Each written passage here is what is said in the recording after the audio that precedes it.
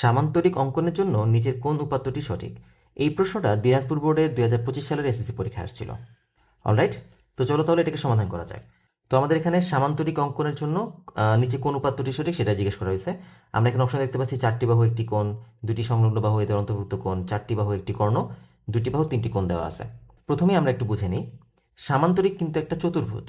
এখন আমরা জানি যে একটি নির্দিষ্ট চতুর্ভুজ অঙ্কন করতে গেলে আমাদের 5টি স্বতন্ত্র উপাত্তের প্রয়োজন হয়। কিন্তু কথা হচ্ছে 5টি স্বতন্ত্র উপাত্তের তখনই প্রয়োজন হয় যখন সেটা শুধুমাত্র চতুর্ভুজ হয়। কিন্তু সেটা যদি শুধুমাত্র চতুর্ভুজ না হয়ে সামান্তরিক কিংবা রম্বস কিংবা আয়ত কিংবা বর্গ এগুলোর মধ্যে কোনো একটা হয়, সেই ক্ষেত্রে কিন্তু আমাদের 5টা উপাত্তের প্রয়োজন হয় না। সেই ক্ষেত্রে উপাত্ত আরও কিছু কম প্রয়োজন হয়। তো এখন দেখো আমরা একটা সামান্তরিক কিভাবে অঙ্কন করতে পারি।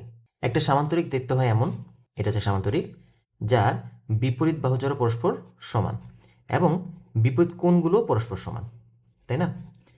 তো দেখো তো, একটা যখন আমরা সামান্তরিক অঙ্কন করতে যাব আমরা কীভাবে আঁকবো? প্রথমে একটা যে কোনো রশ্মি নিয়ে নিই, বিই। তারপর আমরা জাস্ট ফার্স্টে একটা বাহু অঙ্কন করি। তো এই বাহুটা অঙ্কন করলাম, ধরলাম এটা হচ্ছে বিসি। এইবার আরেকটা যদি বাহু আমরা আঁকতে চাই তখন আমাদের কি এটা কোণ প্রয়োজন হবে। কোণ ছাড়া তো তুমি এখানে আন্দাজে একটা বাহু টানতে পারবা না। তো ফার্স্টে আমি একটা কোণ নিলাম, ধরলাম এই মানটাকে ইউজ করছি, দেন এটাকে ইউজ করতেছি। এখানে একটা কোণ নিলাম, কোণ নিয়ে একটা রশ্মি অঙ্কন করলাম। তারপর এই বাহু সমান করে এখানে আবার একটা ব্যাসার্ধ আঁকলাম। তো বলো তো এখন পর্যন্ত আমরা কয়টা উপাত্ত ব্যবহার করছি? একটা, দুইটা, তিনটা জিনিস আমরা ব্যবহার করছি। এইবার দেখো, বাকি দুইটা বাহু অঙ্কন করার জন্য কি আমাদের আর কোনো মানের প্রয়োজন আছে? আমরা তো জানি এই বাহুটা আর এই বাহুটা সমান, এই বাহুটা সমান। তো আমরা সিম্পলি এতটুকু সমান করে এখান থেকে একটা বৃত্তচাপ নেব, এতটুকু সমান করে এখান থেকে একটা বৃত্তচাপ নেব। ব্যাস, এদেরকে যোগ করে দিলে কিন্তু আমরা পেয়ে যাব আমাদের সামান্তরিকটা। তার মানে আমাদের একটা সামান্তরিক অঙ্কন করতে গেলে 3টা উপাত্তের প্রয়োজন হয়। এবং কি সেগুলো?